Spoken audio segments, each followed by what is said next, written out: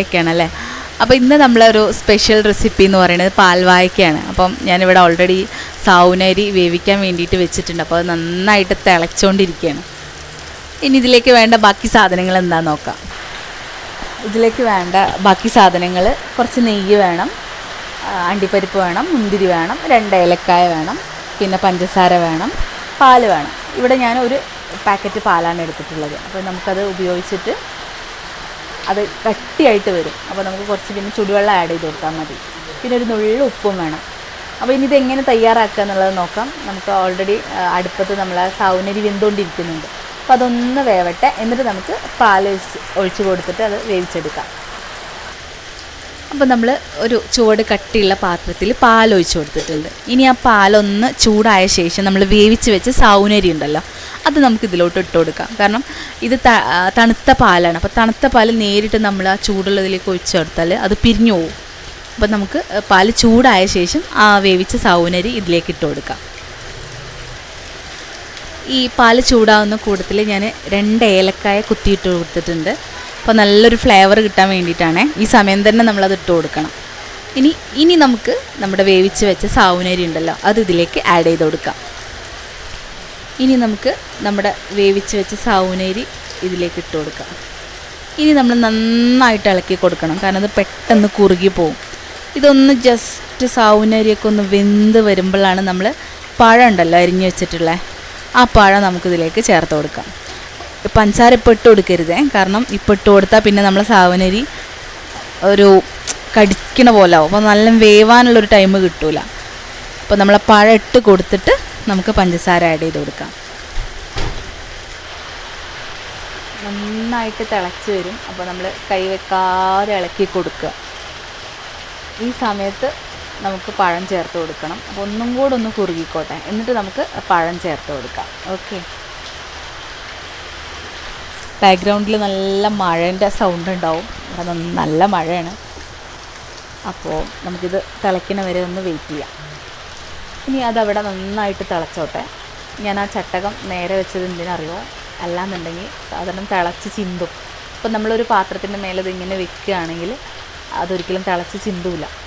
ഒന്ന് ട്രൈ ചെയ്ത് നോക്കണേ. അപ്പോൾ ഇനി നമുക്ക് ഇതിലേക്ക് പഴം ഇട്ട് കൊടുക്കാം. നന്നായിട്ടൊന്ന് വെട്ടി തിളച്ചോട്ടെ, എന്നിട്ട് നമുക്ക് പഴം ഇട്ട് കൊടുക്കാം കേട്ടോ. ഇനി നമുക്ക് പഴം ഇട്ട് കൊടുക്കാം. ചെറുതായിട്ട് അരിഞ്ഞ് വെച്ച പഴമാണേ. ഒരു 2 നേന്ത്രപ്പഴം അത്ര മതി. ചിലർക്ക് ചിലപ്പോൾ അതിൽ പഴം കൂടുതലായിട്ട് ഇഷ്ടമാവില്ല. അപ്പോൾ നമുക്കതിന്ന് ഒരു പഴം ഇട്ട് കൊടുത്താൽ മതി. ഇനി പഴം നമ്മൾ ഇട്ട് കൊടുത്തില്ലേ, അപ്പോൾ പഴം ഒന്ന് വേവണം. കാരണം നമ്മൾ പഴുത്ത പഴമാണ് എങ്കിൽ കൂടെ നമുക്കത് നന്നായിട്ടൊന്ന് വെന്ത് കിട്ടണം. അപ്പോൾ അതുവരെ ഒന്ന് നമുക്ക് ഇളക്കി കൊടുക്കാം.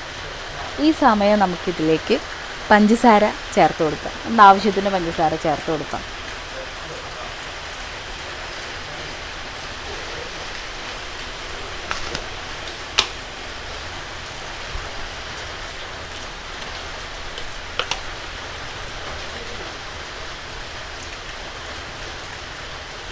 ഒന്ന് നോക്കിയിട്ട് പിന്നെ ഒന്നും കൂടെ ചേർത്ത് കൊടുത്താൽ മതി. മധുരം നമ്മുടെ പാകത്തിനനുസരിച്ച് ഇട്ട് കൊടുക്കാം കേട്ടോ. ചിലവർക്ക് നല്ല മധുരം ഇഷ്ടമാവും, ചിലവർക്കൊരു നേരിയ മധുരമാവും. അപ്പോൾ അതിനനുസരിച്ച് നമുക്ക് മധുരം ഇട്ട് കൊടുക്കാം.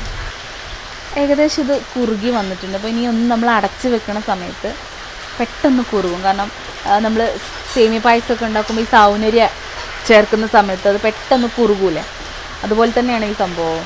അപ്പോൾ സാവുനരി ഉള്ളതുകൊണ്ട് ഇത് വേഗം കുറുകിപ്പോവും. അപ്പോൾ ഇനി നമുക്കിതൊന്ന് ഈ സമയം നമുക്ക് ഇതിൽ കുറച്ച് നെയ്യിട്ട് കൊടുക്കാം. ഒരല്പം മതി. ആ നെയ്യിൽ ഇനി ലാസ്റ്റ് ഒന്ന് നന്നായിട്ട് ഇളക്കി കൊടുക്കണം. അപ്പം ഈ കത്തിയിൽ കുറച്ച് നെയ്യുണ്ട്, അപ്പോൾ ഞാൻ അതും കൂടെ ഒന്ന് ആഡ് ചെയ്ത് കൊടുക്കുകയാണേ. ഇനി നമുക്കിത് വറവിട്ടിട്ട് ഉപയോഗിക്കാം. പക്ഷേ ഞാനിവിടെ അത് വറവിടുന്നില്ല, അതിൻ്റെ പകരം കുറച്ച് മുന്തിരി ഇട്ട് കൊടുക്കുന്നുണ്ട്. ഇനി അത് നന്നായിട്ട് ഇളക്കി കൊടുക്കാം. അപ്പം നമ്മുടെ പാൽവാഴയ്ക്ക റെഡി ആയിട്ടുണ്ട്. നല്ല ടേസ്റ്റാണ്. ഈ തണുപ്പത്തൊക്കെ കഴിക്കാൻ പറ്റിയൊരു വിഭവമാണ്. അപ്പോൾ എല്ലാവരും ട്രൈ ചെയ്യുക. നിങ്ങളെ ഫീഡ്ബാക്ക് കമൻ്റായിട്ട് അറിയിക്കുക. നിങ്ങൾക്ക് ഏത് റെസിപ്പിയാണോ വേണ്ടത് അത് നിങ്ങൾ കമൻറ്റ് ചെയ്യുക. അത് നമുക്ക് ട്രൈ ചെയ്യാം. ഓക്കെ. അപ്പം നമ്മുടെ ടേസ്റ്റി പാൽവായക്ക റെഡി ആയിട്ടുണ്ട്. എല്ലാവരും ട്രൈ ചെയ്യുക. നല്ല ചൂടോടുക്കെ കഴിക്കാനും നല്ല ടേസ്റ്റാണ്. അപ്പം ട്രൈ ചെയ്തിട്ട് ഒന്ന് ഫീഡ്ബാക്ക് അറിയിക്കണം കേട്ടോ. ഇതാണ് നമ്മുടെ പാൽവായക്ക. എല്ലാവരും ലൈക്ക് ചെയ്യുക, സപ്പോർട്ട് ചെയ്യുക. Thank you.